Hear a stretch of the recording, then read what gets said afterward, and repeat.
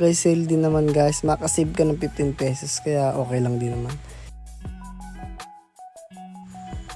Harap nito guys. Itong basta naman baga sa feeling na po anong gusto mong mabakal. Mababakal mo. Yan. Gusto mong arog ka ni. Arog ka yan. Yan. Kaya mong bakalon. Basta ano lang guys. Sipag at tiyaga lang guys. Kain-kaya din natin yan guys. Kain-kain malampasan yan. Pilipino tayo guys ha. Tandaan natin yung Pilipino tayo. Wala tayong inuurungan guys. Yan, tamang lagay-lagay lang kami dyan. At natapos na rin. Antayin na lang namin yung bill kung magkano. Guess the bill guys. Guess the bill. Kung sino makahula may pa pre-G ay may pa Gcash kami guys. May pa Gcash kami guys. May pa Gcash. Sino makahula guys?